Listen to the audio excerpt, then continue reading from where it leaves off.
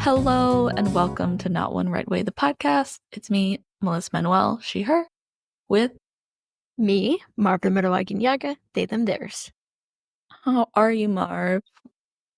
We're post Thanksgiving, and you can hear our guest, probably very cute dog, in the background. Yeah, we'll get to them.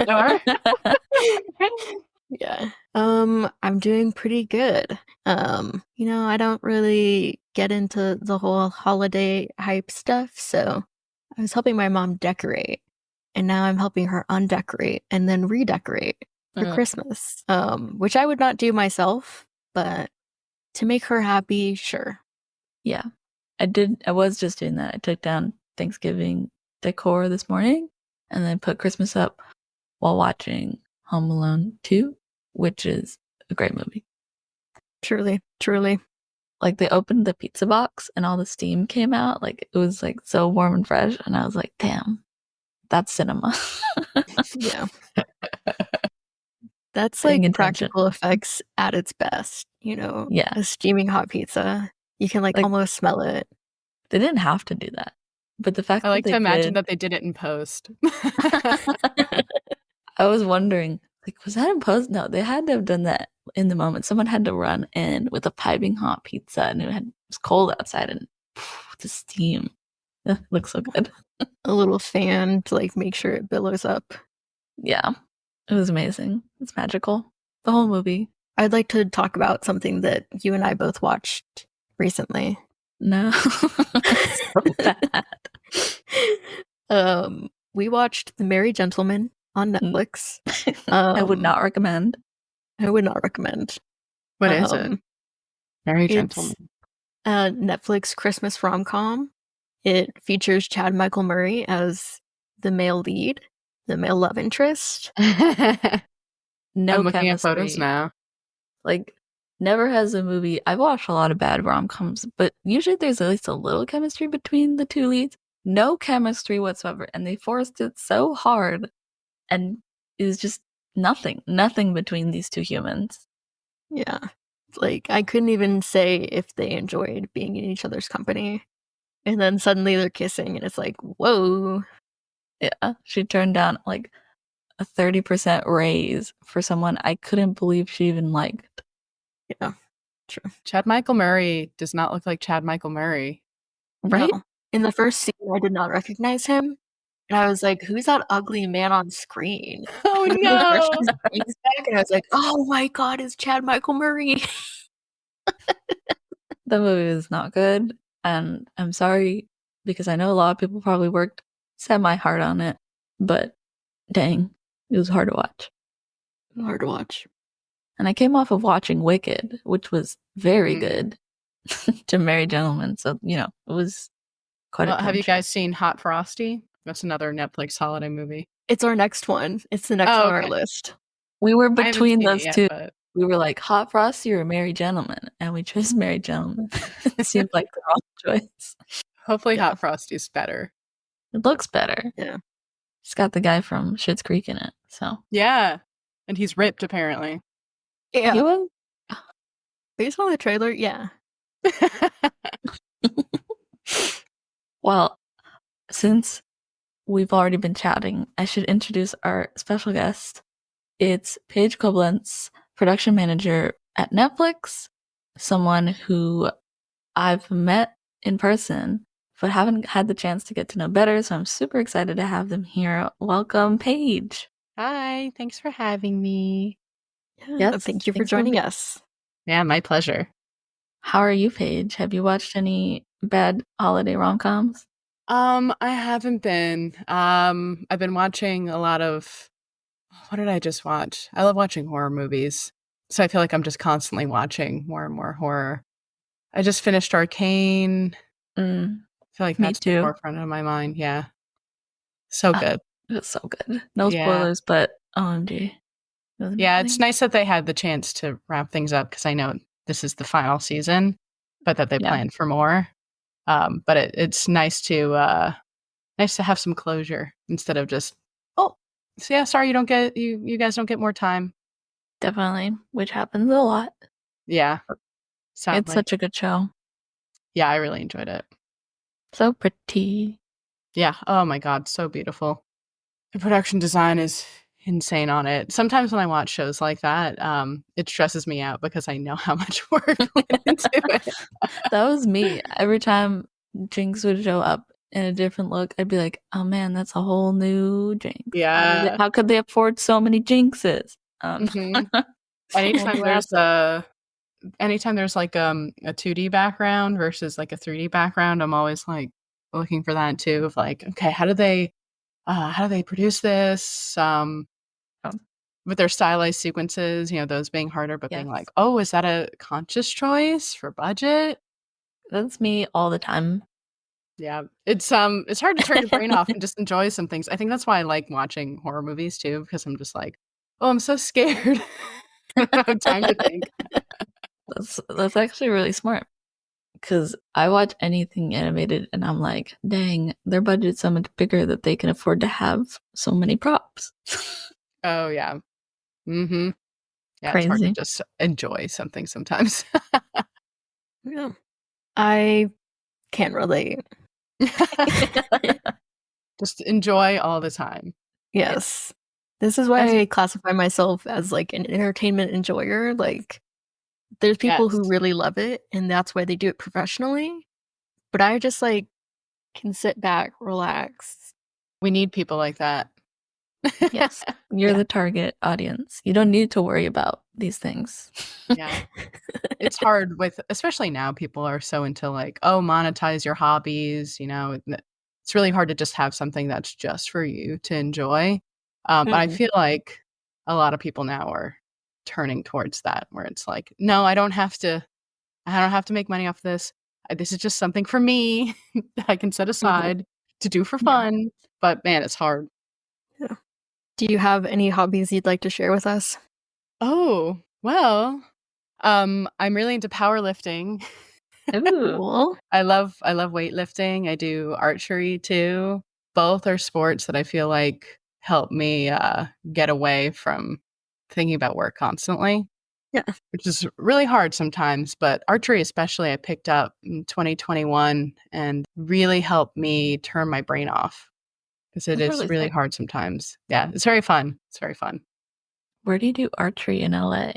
Oh, there's a few places. There's a place in Pasadena, but you need to be certified to go there. But I love that place. It feels very private because each of the places that you can shoot are their own like lane, and they have like a group area where they do lessons, but then the rest are like off and around.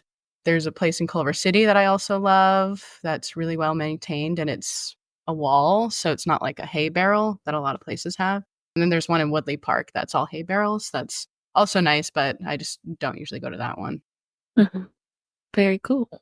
Yeah. I was gonna say I live in Pasadena. I could go, but I'm not certified or strong enough. You can go do the lessons. You should definitely go check out the lessons. They fill up pretty fast, but I think they do it twice a month. Mm. 'Cause, yeah, if you're right by there. Yeah, Good to it's very know. fun. It's a fun sport. You don't really have to be strong. It's all back, and if you don't really work out your back, it's not something that most people are attuned to, but anyone can really pick it up. And then after you do it over time, then those muscles build up. But they're not going to give you something that you can't pull. Right. Fair. Very cool. So for powerlifting, I know there's clean and jerk. That's Olympic weightlifting, which Okay. is Sorry. way scarier. It's okay. I forgive you. Olympic weightlifting is so impressive, but it's also so dangerous because you're lifting so much weight over your head. Uh-huh. So I like powerlifting because it's bench press, squats, and deadlift. So you Okay. can very easily do those on your own. Benches, you should have someone watching you if you're going really heavy. Um, but the others, you can really like focus on your own, and it's so fun. I love seeing the numbers go up, and Mhm. I have a great group with my fiance and our roommate. Both also lift heavy, work out with me, and we've got a great trainer who's our friend, and we've got a little community of we're all nerds and we're all strong, and it's really fun. Our group Strong nerds. our group chat right now is literally just us talking about the Pokemon trading card game app. Everybody I know is talking about Pokemon TCG. Yeah, it's really fun. You know, it's easy to get sucked into an app where like you could pay money, but all of us are like, no, no, no, no, no, don't do it. But Stronger. yeah, one of our friends was like, "Hey guys, for Christmas, I'll get you some Poke Gold." We're like, "Oh, that's so sweet, but this is a slippery slope." Yeah. Don't do it. Yeah, be careful. Yeah. I've been fighting downloading it because I have every other Pokemon game app downloaded, like Pokemon Cafe Remix, Pokemon Go, Pokemon Sleep. I'm like, if I Yeah, get another one, yeah. I can't. I have to be strong. It also But eats up so much of your battery. yeah, everyone's playing I and looking know. like they're having fun. So I'm tempted, but I will say I it is can't. fun, I can't. I but have it to be is like good. you're collecting virtual cardboard, you know? I also play Magic the Gathering, and I spent a lot of money over the years on physical cardboard, but having an app where it's like digital cardboard, I'm not gonna spend money on that. I'm not gonna spend money on that. Yeah, I will be yeah. strong. But it's fun. That's It's fun to like open something up, you know? Like, "Ooh, yeah, what'd I get?" But yeah, it can definitely be addicting. yeah. Oh, It's virtual gambling for sure. Mhm. okay, okay. So it's like the Pokemon Gotcha game? Kind of. It's you get a digital, card pack, Uh-huh. so you can just open those up and collect cards, and then you can build your own decks and Right. fight against other people, against the computer. But yeah, really it is like a gotcha game. You're just getting random stuff. Yeah. You let the RNG decide what cool card you're gonna get. Yeah, You don't have yeah, to pay. You just gotta be patient. yeah.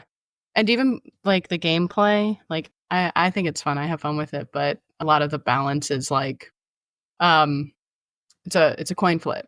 A lot of the abilities are like, you flip a coin and see if it happens, which, like, I don't mind when it goes for me, but then people get really angry when it's like, "I keep getting tails and nothing happens. This game isn't balanced." It's like, That's Pokemon, sorry."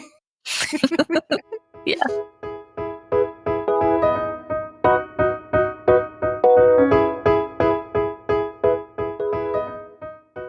On you, Paige, let the listeners know a little bit more about you and what you do. Will you let us know how you got into the industry? Were you always an artist nerd? Like, did you grow up drawing? Oh, yeah. Was always drawing. I didn't always know that I wanted to go into animation. It wasn't until I think, like, second half of my high school career 'cause, people always say, like, "Oh, you can't make money as an artist, blah, blah, blah." I always loved doing research, so when I was looking around for different schools to go to, I always kept gravitating towards, like, "Oh, well, what can you do as an artist? Like, what programs are there?" And I always followed a lot of people on, like, DeviantArt and social media in general. Wasn't I mean, it was still pretty big, like, I don't think artists were posting on Instagram at that time, but I started seeing, like, "Oh, yeah, animation." I love animation, I've always loved animation and didn't really think about it as a career until I saw other people who were going to school at, like, CalArts. It's like, "Oh, there's, like, really good programs out there." And even just, like, making films and stuff, I was always making videos with my friends, run around with, like, a little camcorder. I was always like, "Yeah, you know what? Maybe I should go into, like, a form of storytelling," and I love drawing, yeah, animation. But the school that I went to Rhode Island School of Design. I love that school, and one of the reasons I wanted to go to it was your freshman year is you don't have a major, you focus on the fundamentals, and I was always someone who really wanted to make sure that I had strong fundamentals. I love and still to this day, I still going to figure drawing. Always loved focusing on my technical skills to make sure like that was solid so then I could stylize with that knowledge later. So I really enjoyed my freshman year of just getting a good foundation and went into their program that's film, animation, video. So I wasn't just doing animation, but I could also focus on shooting on actual film, learning how to edit. I've always been really interested in learning different programs, not even just like animating. And I love animating so much. Like pencil to paper was always really fun, but learning like Flash, which is now called Animate, learning After Effects and just editing. I loved all of it. So I really enjoyed that. But as the viewers have heard, I'm a production manager. I'm not an artist anymore. I started out as an artist, and I was always really fortunate in my career. Even in school, I always had like some kind of internship or freelance gig, but I was constantly working, which can be really exhausting. But I got fortunate. One of the internships I had, I believe it's still going on. It's called Mass Digi. I definitely recommend this for any students. It is a program where you get to make indie game with other students, which is wild, and you get paid for it. It's an insane program. I really loved it. It was me and a team of 4 other people making an app. Ours was really fun. It was about cats surfing on other cats. I saw the art on your website. Yeah. It was so fun to work on. So I got to be the art director for that, and it instilled me with a lot of confidence where I was like, wow, this is so fun, and got to explore with just like designs where in school, working in animation, you work on your own stuff by yourself. At least in my program, they really wanted you to be the director, producer, everything. And you could get help from other people, but really it was just you on your own, which I always wanted. But I found in school, I struggled because my visions were always so big to really make something concise that was producible. So like getting to work with a team, it was really great where, you could rely on other people. And after college, I ended up getting hired by a team that knew me through that program. So I got to work at an indie studio making some mobile game for teaching kids about how to cope with having food allergies.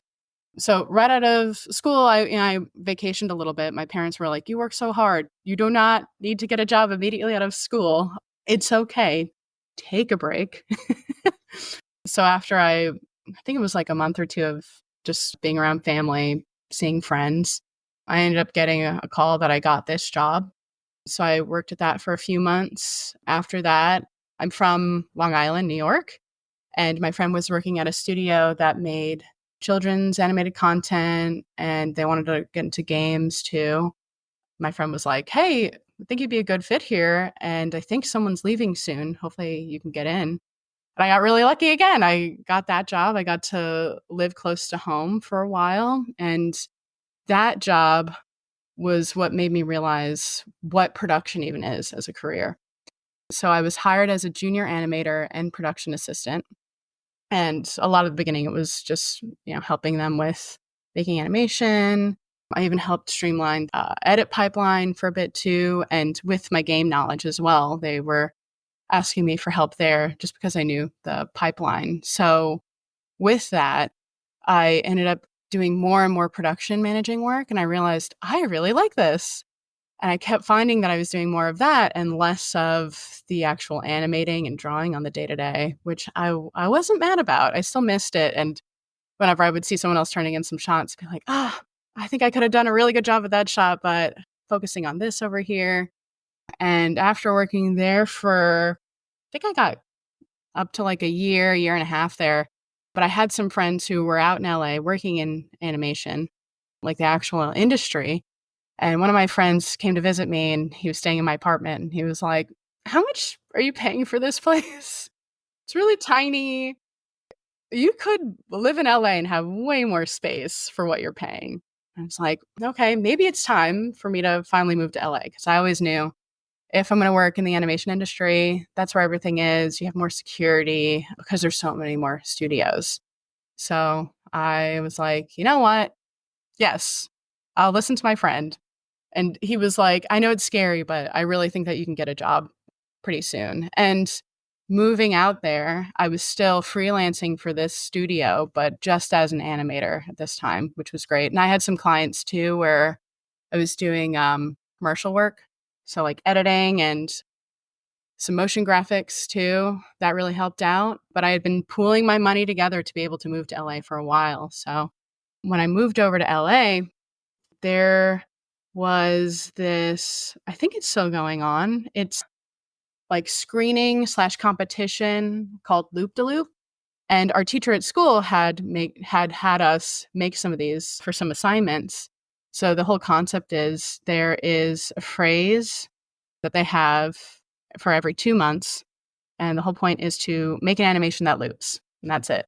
So submit your animations, and they do screenings in major cities across the world. And if you submit and it gets selected to appear, then you can watch your stuff live in front of everyone. So one of my friends was always participating in this, and he was like, "Oh, you should do it. You should do it." And I was like, "Oh, I don't know. Do I have the time?" Of course I had the time. I could always make the time. So I went to a screening before I submitted, and I was like, "Oh, I could have made something like this. I would have been perfect. Oh well."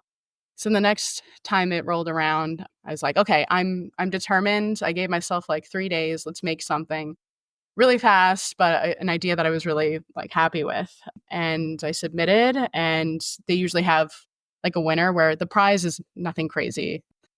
Actually, one year they did have a VR headset, and that was really cool. It's like, "Oh man, damn, I wish I submitted for this one." But otherwise it would just be like, here's a movie and a pat on the back. So the one that I won, the theme was love, and I made a looping animation about a praying mantis dating on I saw that Bumble. one. Wink. That was funny.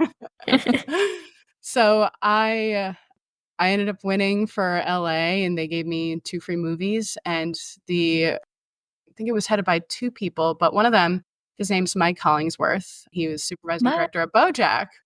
Yeah. He was like, "Hey, you make some good stuff. Do you want a job?"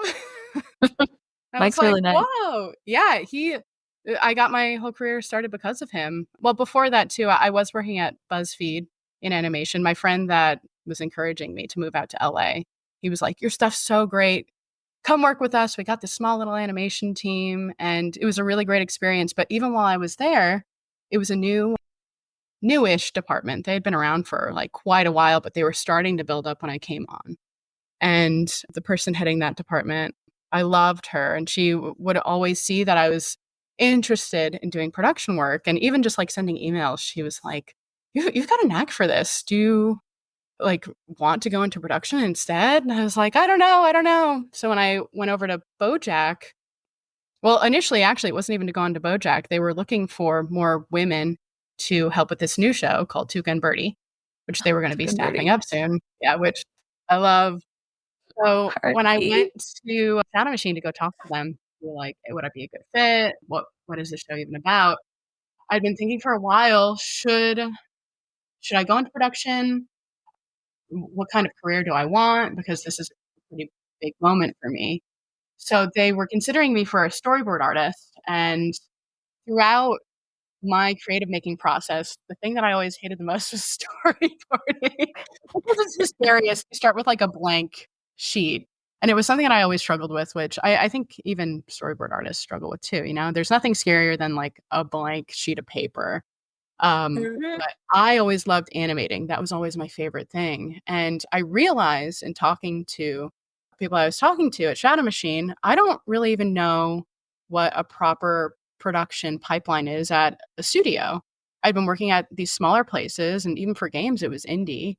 So I was really curious, if I go in as a production person, I can actually see what it's like. I can see what jobs there are, because I don't even know what jobs there are besides like design and storyboarding. Like I don't really know what stages there are. So I asked them, "Hey, thank you so much for considering me as an artist, but what if I came in as a production person?"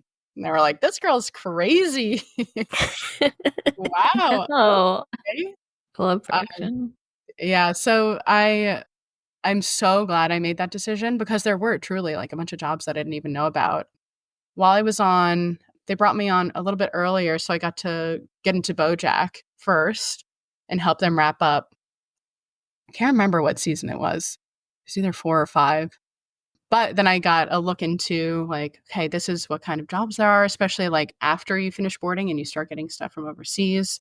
I was able to help with some prop design and some lip sync animation, especially for Tuca and Bertie, which was really fun when there was some downtime, which was before the show was unionized. I was very fortunate to be able to hop in and do prop design here and there, and help with lip sync, but it was still PA.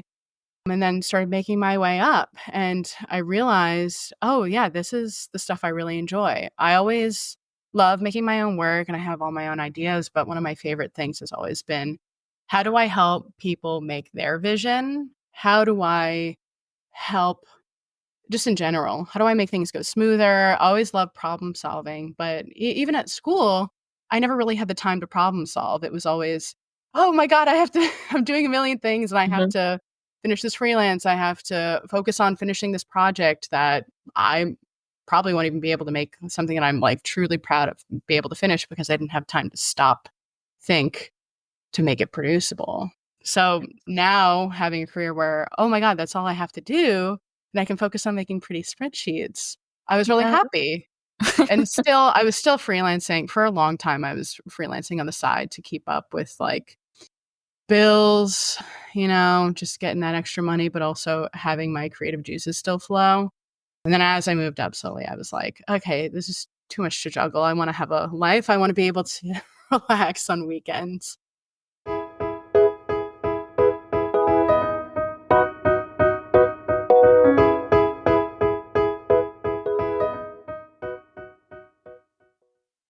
I feel like I have that sort of story where it's like, wow, dreams can come true. It's crazy. I entered a contest and I won it and I got a job because of it. Like I always joked about that. And I think I even joked about when I was watching season 1 of Bojack, like, oh my God, wouldn't it be crazy if I got to go work on it? And then when I was, it's like, wow, it's like a fairy tale. I've been really fortunate, but something that I always really tried hard on, and that internship Mass Digi really instilled this in me, was you can, opportunities can come along, but you need to be prepared for them. So if you suddenly meet someone at a convention who's like, oh, I'm actually looking for these people, make sure your website's ready so that you can have a business card. You can hand them the business card and they can see your stuff really easily. Networking constantly. I was always going to events, which during COVID, that was harder, but still trying to connect to people online. Really just setting yourself up so that when that opportunity comes along, you're ready. I can't remember what are the 3 things. It's you can prepare. Preparing is the biggest thing for when the opportunity comes along. And connections, like that's huge, of course, in a small industry. Just someone recognizing your name can put you above everyone else. But really the third thing is luck, which can't do anything about that. There's ebbs and flows in the industry. There's times when studios are hiring a ton and then holiday season rolls around and no one's around. So you can't really control that, but you can control the other things and making sure that you're ready for when that opportunity comes. Definitely. You just gave us like a treasure trove of stuff. I'm reeling. There's so much I want to say, but I never want to interrupt. I love talking, so always feel free to interrupt me. We love yapping, but we always like to let people tell their story and then like go back and pull pieces from it because well, that's my spiel. Thank you for sharing. When you said like your goal is like always to help people complete their vision, I think I've said the exact same thing a few times on this podcast. Like that's why I became a producer, to the exact same thing. So so many parts of your story I resonated with, like very similar. Then you're on the right path. Yeah. Part of what you were saying earlier about making those connections and it being luck is something we've heard like almost every guest say, of just like, oh, I met this person and then I got this job because of it. It's definitely a big part of it at luck, but your piece about being prepared, and that's a new like little piece of advice that's really important, of like having your portfolio be ready, having your business card, your website, your LinkedIn all being updated is also really good advice that everyone should follow. Even I'm not the best at like keeping my resume up to date. I try to. It's not easy. It's the job after the job, right? Of putting in that work and even having a portfolio. I think parents really don't understand that, where if you are an artist trying to find work, not understanding that you are doing a full-time job trying to apply to a job. Because you can't just be like, oh yeah, I mean, sure, you can have past work that you're showing, but if you don't have those jobs, then you have to do that either from school, which school is great, but also not all programs will set you up for the kind of jobs that you want. So then you have to put in all that free time on your end into making that portfolio. And God, it's so much work. So much work. Exactly. And going back to like the program you did that actually prepared you to work in a team, what you were saying, that school is always like, do everything by yourself. My college, our college, Colorado College, the film program, a lot of it was like, oh, you have to learn how to be the director and the cinematographer and the editor and do everything by yourself. And I never liked it. I was just like, this isn't what storytelling is. It's always collaborative. And ever since I left and like went out in the field, and I was like, I always do better when I have a partner. I always do better when I'm in a team setting. When I can talk things out with people, I'm so much more productive than like trying to be the hero and do everything by myself. So I'm glad you had that program to teach you that every production is a team. Yeah, that program really, I think, is why I've been so successful too. Just because of a part of being there, it was over the summer. I think it was for like 2 to 3 months. We were required to go to conventions and we were required to talk about our game that we were working on and speak to people that we didn't know.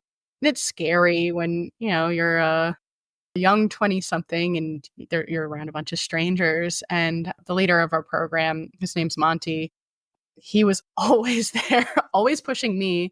And even my fiance, who was my boyfriend at the time, he would come along with me too. And he would sit my fiance down and be like, you're a great person. You're good at talking to people. Let's go through some tips on how you can be better at networking at a convention. Like, let's start with, you can look people in the eye.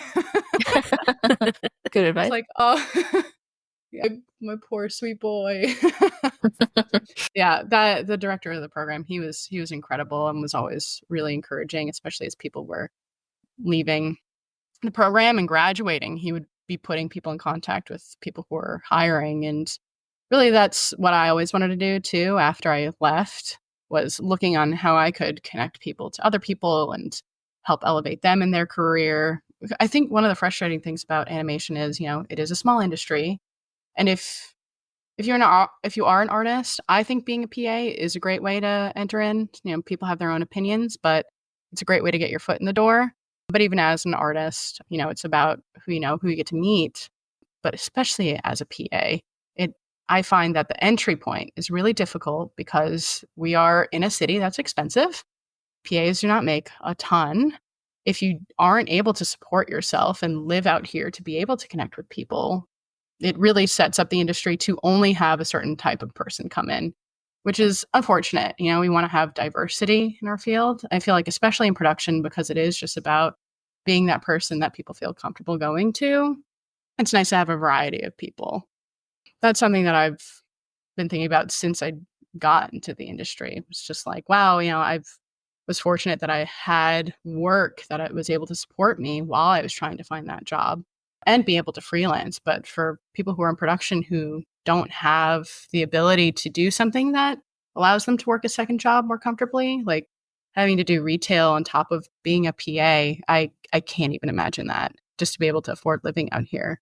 So I feel like we're in a time where there are people who are at the top who are noticing this, who want to change it. And I've already seen like incremental change, especially with like the shakeup with different studios when they come in. Netflix was really shaking things up once they started having their like hiring boom. I think this was like 2018, 2019. But they were paying production people more than any other places. They were paying artists more than any other places. And it really allowed for more people to be able to come out. And Netflix always made such an effort to try to find like diverse people to come in to make a really great studio. Yeah. And I love working at Netflix. It's a lot smaller now. The industry is at a low, unfortunately, but grateful to be at Netflix. I'm on the series side. Now feature is split from series, so it doesn't feel like we're as big of a place anymore, but I love being in series. I feel like I always land there. You're very like, the fact that you're a production person who can also do art is definitely like a Swiss Army knife type of producer, because I'm a producer who can't draw. And that always, when I was applying, made me feel really bad, because I was like, I wish I had a portfolio to show that like I could do more, but like my skills are truly in just this. Like I can do production work and I can do it really well. But we need good people who are good at production. Yeah, I feel like it's a strength, but it's not necessarily like not having that background doesn't have a hindrance, because especially with when you think about the audience, there's people who are like, they are artists that are watching the show, they're paying attention to certain things, but also there's people who aren't artists, who are just there to enjoy, who don't need to have that in-depth background. So it's not a hindrance. If you see something that you don't like and you voice it, well, as like a producer, if you're like a PA and being in a design review meeting, it's kind of a tricky thing where, you're expected to take notes, and it's always good to ask questions like, hey, you just said this term that I don't understand, but then you learn. But as a producer, if you don't have that art background, vocalizing, saying, I don't think this thing works, the creatives will be there to be able to put words to that. But I was working as a design coordinator and design supervisor for a long time in production, where the production designers were always like, I love that you know exactly what I'm saying and I don't have to spell it out, and your notes will always be very accurate without me having to say many words. Like, I got you. Yeah.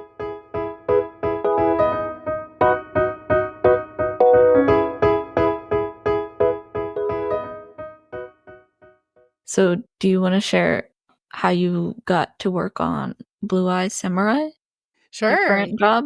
Yeah. So I'm on season 2, Blue Eye Samurai. This show I'm so proud of, especially after I came on, I think I want to say like halfway through season 1, but it's not really halfway anymore because we ended up I spent like 2.5 years after they had been a year into production on season 1. Was it 2.5 years? I think it was. It feels very surreal. So I became friends with one of the people that worked at Netflix. I'm going back to how I got onto season 1. She had worked with my friends at Bento Box. I worked on the Bob's Burger movie, Love which that was movie. it was so fun working on it. Absolute incredible team.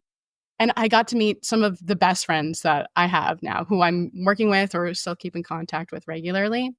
So this person, her name's Amy, we got to meet and hang out, and she was over at Netflix, and all of us were like, wow, there's a lot of cool things going on at Netflix. I ended up leaving the Bob's Burger movie to go back to Tuca and Bertie because we didn't expect to get second season after the first season was canceled. So when they hit me up and said, we got a season 2, it's like, hell yeah, got to go back to my people. This cool show made. So while I was there, it was kind of scary as the season was wrapping, because the nice thing about when Tuca and Bojack were going on at the same time was we were able to roll right onto Bojack as we were waiting for more Tuca, but there was less work going on. So while we were waiting to hear if there was going to be a season 3, my friend Amy hit me up and said, hey, I have this show called Blue Eye Samurai.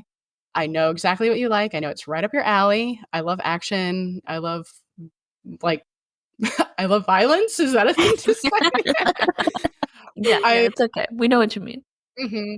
So I had heard her talk about the show before, and I heard her say it's a very difficult show. So she said, we need help. And I was very used to being a person that would come in and help fix things at that point too, which is like my favorite thing. I love problem solving. So I told her, oh my God, this sounds amazing. And I don't know if Tuca's going to get another season. And I think it was going to be like 3 to 4 months of not working before I found out if it got another season. So I was nervous. I had talked to Netflix. They had a few other shows, and Blue Eye really wanted me from what I had been saying in my interview. So I came onto the show, and oh my God, it is the hardest show I've ever worked on. For what they wanted to do, the scripts are so good.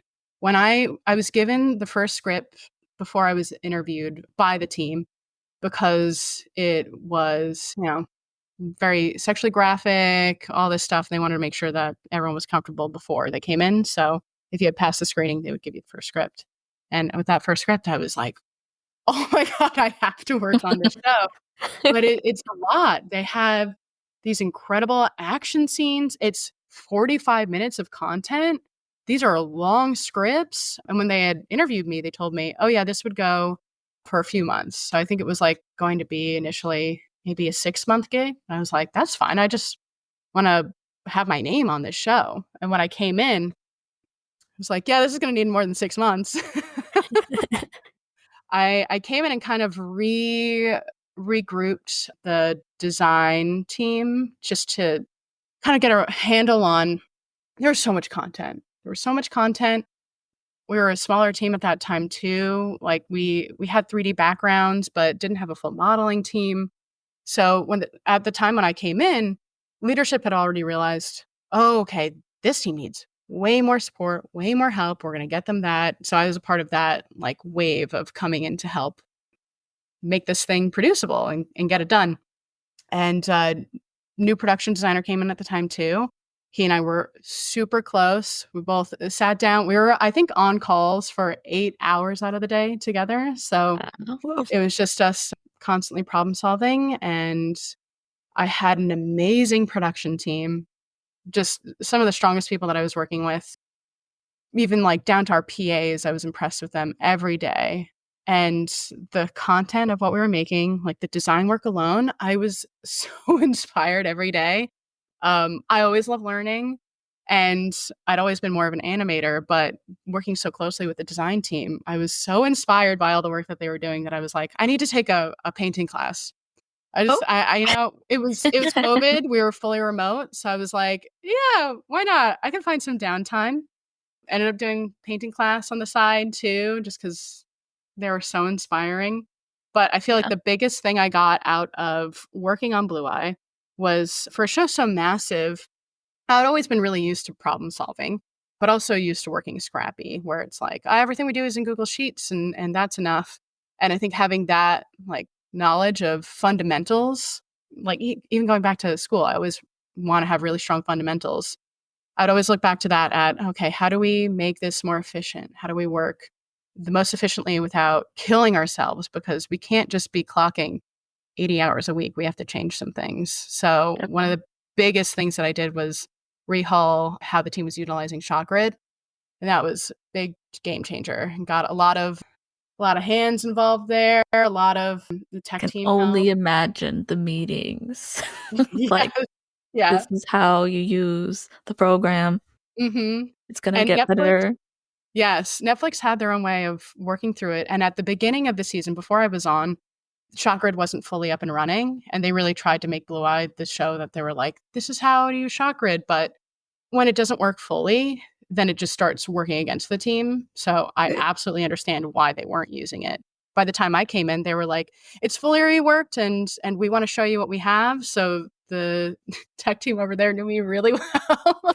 I was on with them constantly and just trying to problem solve, like, we have all these people that have to review this material. That was something that I always dreaded, was if it has to go through all these separate stages before something gets a final approval, how do I problem solve this? Yes. And ShotGrid helped with that. I worked on automating a system where all we have to do is, after review, add in some things, and then this sheet just tells us who it needs to go to next. If it got a note from someone, then it goes back into the system. I was very proud of that system that I built out, with definitely the help of, we had a really strong ShotGrid team at Netflix too, and just constantly brainstorming with them. Like, here's a problem I'm having. Here's what I'm thinking. I know there's a way to do it, but we have our own bespoke system. How do we do it in here? And then they would work with me. And it was so satisfying when I could finally go to my team and say, I've done it. I've got a thing. It's all in it like now. this. Yeah. Do this and our lives will be so much easier. And just like the relief I could see on my team's face of like, it's hard when you're remote and you want to make sure that people are working in a way that will work, but it seems a little bit scary at first. I never like to micromanage or hover. So I'd be like, okay, I'm going to let them go away. And then if I start seeing that they're panicking, going back to old ways, guide them gently back to the new way. And then they can see, oh, it was taking me 6 hours to do that. This takes me 30 minutes. It's a little bit, I have to do these 3 things that feels more annoying, but it's only 30 minutes now. Oh my God. So that I was so proud of that. And I think with it being a big show, there's a lot of people on the crew, and it being remote actually helped us, because all we had to do was sit down in front of a computer. We didn't have to like run around and find people. We had really worked out a system. They had started right as COVID happened. So no one really knew what it was like to work on this team in person. But, we were a lot of strong people. And I really, every opportunity that they gave me to like get a little bit more and a little bit more, I was like, yes, give me that. I want that responsibility. So I ended up getting promoted to production manager, but I also got the great opportunity to go overseas to work alongside our vendor, Blue Spirit, which was so cool. Very stressful, but at production manager level, everyone was like, just so you know, this is pretty rare, but this is how much we trust you. Like, thank you.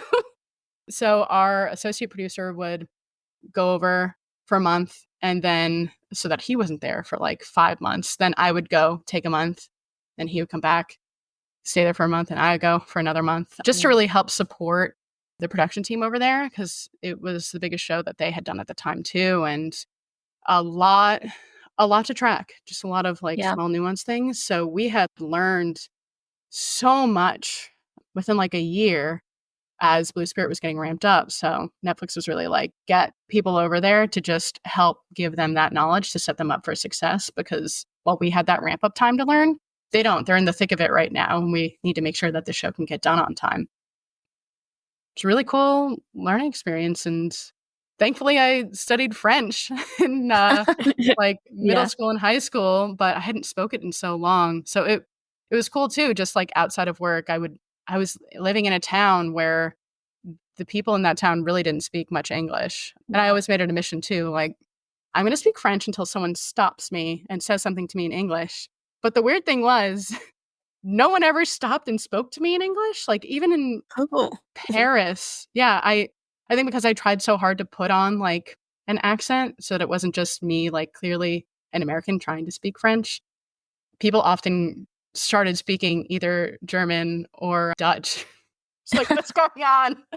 Then I'd have to say, I'm sorry, I speak English. Please help. Help me. Yeah. Sorry, I don't speak French very well. What did you say? They would say, oh, do you speak English in French? And then I would say, oui. We It was such a challenge, not only being in a foreign country and working with people that I'd seen over the screen, but it was a lot of pressure of like, okay, let's make sure that things are running smoothly.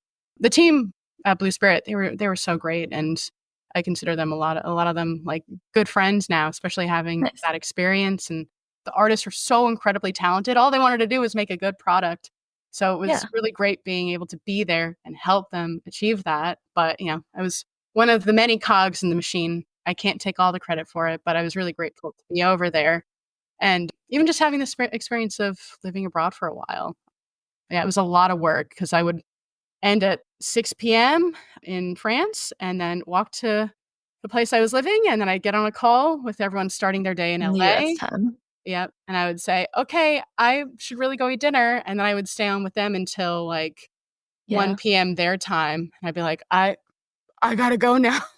Yeah. I need to go get sleep, and then start it all over. But I really, my associate producer, who's now the line producer on season 2, he was always made an effort to travel on weekends and make sure he was having fun while we were there. So I was like, I need to do the same thing. So I would take the train up to Paris on weekends, and my fiance, who was my boyfriend at the time, he actually flew out for my birthday weekend, and we got engaged while I was there. So everyone was like, yeah, make the most of it.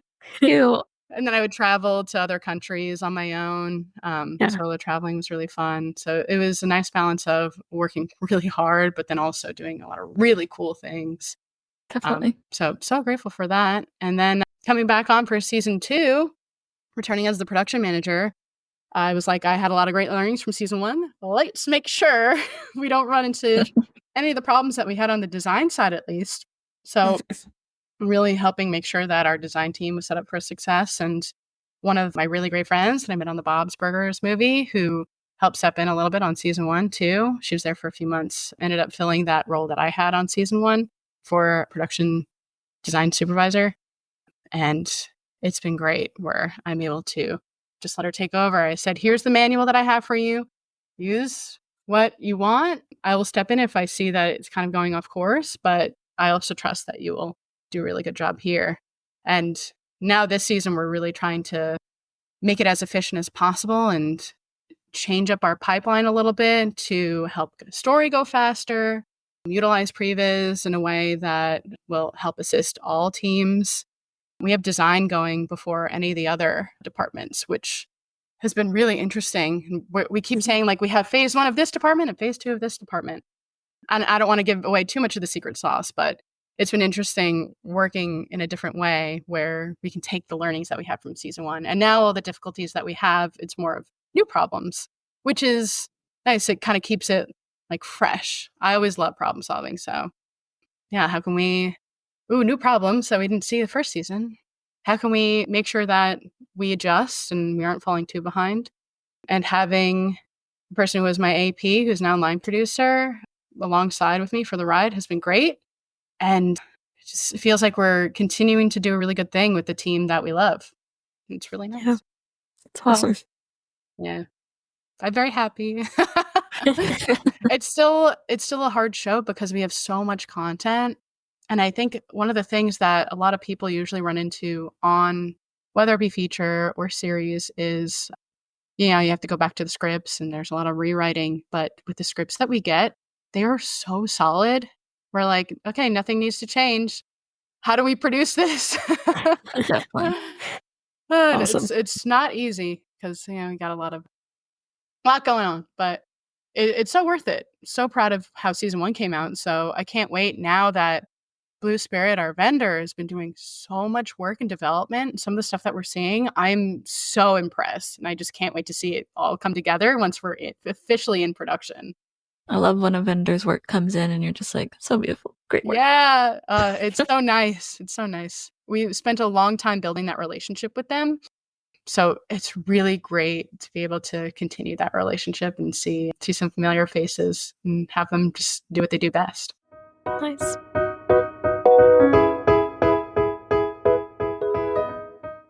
So we're just past the hour. Do you have time for a few more questions? I want to make sure. Yeah, absolutely. I feel like I've just been yapping, so I'm happy to answer questions. Yeah. So this is more of a cerebral question. Mm. If you had a magic wand and could problem solve, because that's sort of been the theme, the through line we've been running with during our conversation, what industry problem would you want to solve? Oof. There's so many problems right now. Get one. Yeah. I with a lot of what I see now, it's a lot of more higher level conversations of getting things to be producible. There's a lot of business problems of, we want to make really great content, but how do we make sure that it, turns a profit and all that stuff? And I'm not necessarily in these conversations, but I get to deal with the aftermath of like, okay, here's our budget and here's what we're moving towards. And like with my experience, I don't even know how to problem solve that stuff. What I would love is to see a resurgence of more things done in-house. Yeah. Because I even like with the artists that I work with, we have smaller teams just being stateside. And I hear a lot of them say like, I have all these great people that I want to work with, but we're outsourcing a lot of things. And my God, there's so much talent overseas too. Like even our in-house team, actually a lot of them are across the globe, which is so cool. I've got artists in Italy and Japan and Brazil. And it's great getting to work with them, but working with a vendor, you're not as front facing with them. So how do we get more people on with us at the start in pre-production to save all that work that we have to do on the back end too when stuff comes back overseas? You end up usually having to do things in-house anyway. I would love to see that. I'd love to see like, more bigger teams up front and there's a lot of problems getting solved right now and the fight against AI too is going on. So I would love to just see more support in pre-production. Okay. So in-house studios that are sort of working throughout the pipeline, but specifically in pre-production. Yeah, all of the work here is done pretty much pre-production, and then there's like a skeleton crew once you get productions done overseas, and then when you get into post-production, it's like much smaller crew. If we could have more production in America, that'd be really great. I had been really fortunate when I was working as an animator. I feel like I usually don't see a lot of 2D animators working in the States. So I was always scared, like, is this going to be it? Is this the last job I have working as an animator? If we could have more animation jobs in America. There's not even a lot of actual animating done in the States anymore. Yeah. Moana 2 is a very interesting case in and of itself. If you look at it. A lot the of drama. Disney being animated by the studios that they have in Canada.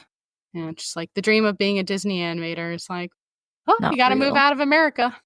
Yeah, so that they can pay you less. Yeah. Not ideal. Mm-hmm. Yeah, I was just talking with one of my friends about, as you move up, even past a producer level, you're always going to be beholden to the business side. And I always want to make sure that I'm still looking at the people who are making the show, making sure that people are happy. But you're beholden to the man. How can we make sure that our industry is, still keeping people here? Yeah. Art made by artists without cutting Yeah. corners. Right. It's going to be an interesting fight the next 10, 20 years on how the industry changes. Because there's always been, ebbs and flows. Like when 2D, Disney said, no more 2D, this is it. And we're only doing 3D. That was another interesting transition where 3D artists were being paid less, but they ended up, I feel like it was so late too, once the 3D artists were able to join the union. But, that fight has come and gone and feels like we're better for it too. But it's scary. It's scary when it's like, oh God, are these jobs going to disappear? And how do I stay afloat? So would love to just make sure that we can keep this a lifelong career. That's what I want for Magic Wands. How do we make sure that animation is a sustainable lifelong career? Yes. Fingers crossed. Amen. I feel like you've answered a lot of the questions I had within your stories. So I was like, you've bounced from jobs to jobs a lot, which I think is a lot of people's experience in the industry, and I think intimidates a lot of people who want to come into the industry. Mm. And I wanted to formulate a good way for you to speak to that of for people who need help, like balancing that, going like being without a job and then having to find a job in between. Because like you said, looking for work is a job in and of itself. It's so true. If you have any advice into that experience of like being a contract gig for like you have a job for 6 months, are you actively looking for work during that 6-month gig so that you're ready? Yeah, it's definitely a scary thing, I think, for people who aren't used to it. And now that I've been doing it for it's been almost 10 years maybe now, it's something that I've gotten used to, but it can definitely be scary. But I think one of the best things that I really liked was actually hopping around to different studios because I got to meet so many different people and see so many different pipelines, which just helped me feel like a stronger production worker. So while it can be scary, you've got your end date approaching.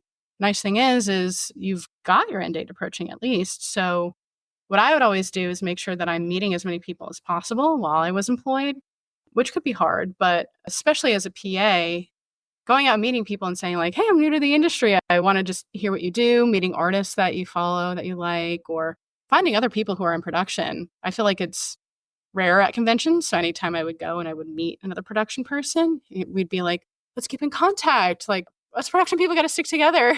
there's not many of us, and we don't really get to meet many other people because we're not as front facing, especially on social media. So I always encourage, and I think it goes back to even what I was saying at the beginning, is it can be a bit exhausting, but constantly trying to prepare. And if you put it more into like your lifestyle of like, if you enjoy going to conventions, if you enjoy finding events where, even if it's just going to different film screenings, like there's Silver Lake Shorts, Silver Lake, just finding events like that and going out and meeting people. A lot of people in the industry love going. And the more people you know, the more solid you'll feel in your career, because it's all about finding people who know what jobs are going on. Because I feel like it's not often that you see a job listing for studios, especially now. I don't know why. Maybe it's because I haven't really gotten a lot of my jobs because of a job listing lately, so I haven't been looking constantly. But I usually do put alerts on my phone because I love telling other people like, hey, there's a job available if you're looking for work. Really, it is just about like building those connections to help make sure that when you are available for work, people know who you are and they're not like, oh, this person's just reaching out because they're looking for work. You already have a connection with them. And it feels more genuine because really it's networking I look at as just like making friends and like seeing who's in my industry, who's out there. because people really love to help. And especially if like they know who you are, they know that you're a cool person, especially in production. Sometimes going into an interview, especially if you don't have experience, it's just, are you down to earth? Are you chill? Can you handle high pressure situations? The vibe Great, check. cool. Yeah, it is just a vibe check. Yeah. Especially when you don't have a portfolio too. No one's expecting PAs to have experience, especially. Yeah, I have friends who work like, I have one friend who's worked at 2 places for the past like 15 years. And when I talk about my work, he's like, oh, it's so stressful. You worked at so many different places, but I know. I don't know, I enjoy it. And I think Yeah. just making sure like, you're preparing, and it doesn't have to be like constant thing of, oh my God, if I'm not working on my resume, if I'm not working on my portfolio, if I'm not going out and meeting people every weekend, you don't have to do that. But like trying to make sure like maybe once a month, once every other month, there's so many, or at least there used to be. I used to be so much better about going out, but with COVID, it's really hard. But I know there's like Women in Animation would do monthly meetups. I would often go to those and I would meet people who wanted to get into the industry. People have definitely gotten jobs just through that. So I just encourage going out and meeting people. Yeah. So back to that initial list you gave us, preparing, connecting, and a little bit of luck. Yeah. Exactly. Full- Yep. Control what you can. And don't worry about when opportunities will arise. They always Yeah. will. But just do what you can in that moment. And oh my God, don't stress out about it. It's not worth the stress. Yeah. Don't stress. Just get really into powerlifting, archery, take a paint class. Yes. Yeah. Find ways to not think about work constantly. That was something that season 1 of Blue Eye Samurai, I really struggled when I first started on there because there was so much to do and it was so overwhelming. It started to take a toll on my mental health. And when the people who were around me, which is my roommate and my fiance, were saying like, this is starting to get to you and we've never seen, like, you've worked some hard jobs, but we've never seen this level. I had to realize like, I gotta stop thinking about work and stress less about things that are out of my control because I'm one person. Yes. And just focus on having fun. Your season 1 experience of Blue Eye Samurai is like, so much of what you said, I was like, that was me making Call of Duty. Oh God. Oh no. We can talk about that for like probably hours. Like the 8-hour-long calls with my manager. He and I man. redid all of our Jira. Like your revamped Shock Grid was he and I redoing all of Jira for the company, basically. Yeah, we should get dinner and talk about that sometime. That'd be great. I love exchanging horror stories. It'd be so fun. Yeah, very similar. He would say this is the hardest thing you're ever gonna do. And yes, it really was, because now I'm doing this new job and it's like, it just can't compare. Everyone's always so stressed around me and I'm like, I just can't relate to the stress you're feeling right now. Yes, exactly. Yeah, it's so scary when you have, I had a producer tell me once, like, I don't even know what to do here. And I have so much experience. And I was like, well, I guess I feel a little better. And then knowing like, this is going to be the hardest thing that you do. I tell that to people on season 2 right now. Like, this is going to be the hardest thing you do, hopefully for like the next 10 years. And you're going to be so much stronger for it. Like, I don't like the idea of suffering is, it's going to help you later. Like, I don't think it's ever worth it to suffer. If it starts really eating at your mental health, that's when I'm like, no, there's a problem here, not with you, but with like a system in place. That's really important to me. But working a hard job, you can come out of the better for it, but it is important to have that balance. Right. Sure. Not everyone is granted a magic wand to change the system, change the No, industry. it's true. Unfortunately. You can only do it once on the show. Use it wisely.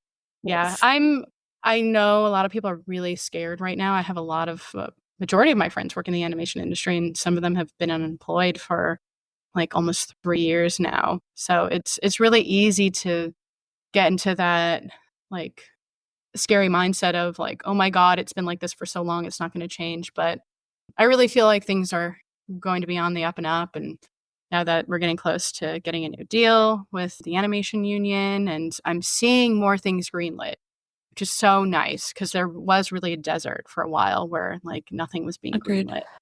Yeah. So I feel that there's another dawn at the horizon. Light at the end of the tunnel, hopefully. Yeah. We will see. We're going to be on the up and up soon, I'm hoping. Yeah. Paige, I could talk to you for another hour, but let's get dinner. I love talking. Yeah, let's get dinner. I'd love that. Okay. Thanks for having me on. Thank you so much. Yeah, this is so fun. I love talking about the industry. You worked on so many things that I love. It's like looking back. I've been really fortunate. I think I've only worked on things that I enjoy, which is wild. What a blessing. Wild. Yeah, I'm very, very fortunate. Okay. We're going to let you go and make dinner plans. And thank you so much. Yeah, thank you guys. Yeah, thank you for joining us. It was so nice to meet you. Yeah, you too. Yes.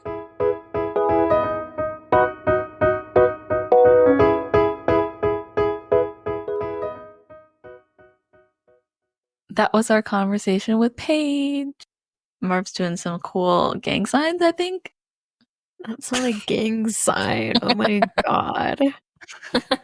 I'm doing a Sailor Moon pose. Oh, magic pose. Magic girl poses. Truly, what a magical transformation we just witnessed. Like, the entire story of Paige's career. Mind-blowing. I'm so humbled. Yeah. I don't even Bob Burgers, Bojack, Tuca and Bertie, Blue Eyed Samurai.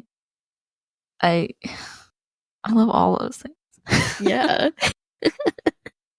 What a storied career. And such a cool person, too. Wow. Truly. That's producer goals. And as a producer person myself, I want to be like that someday. Yeah. I want that for you, too. Waving my little magic wand. Wow. I'm so glad that she agreed to be on our podcast. I feel like that was another celebrity. Yeah. I didn't know it, but we were meeting a star. Yeah. Wow. That's very cool. Look at us meeting stars. Yeah. This is why we did this podcast. I know. To meet cool people. Yeah. And an update for the listeners is we're going to be bi-monthly? What's the right word? You can use every other week. Yeah. Yeah. So we'll be doing bi-weekly episodes from now on. If you or anyone you know would like to be guests this year in 2025, please email us or message us on Tumblr, Instagram, maybe Blue Sky if I feel like making a Blue Sky. Well, let's say bye to our listeners. Bye. Like, comment, subscribe, tell your friends to listen, and thank you for listening. Thank you for listening to Not One Right Way, the podcast. And remember, there's not one right way to make a mobile game about cats riding a wave of other cats. There's not one right way to network unless you're not making eye contact. And then there is one right way. You should make eye contact. There's not one right way to redo your whole chakra system at work. There's not one right way to explore Europe. There's not one right way to jump from job to job as you finish one contract and go to another. So true. Thanks so much for listening. Bye. Bye.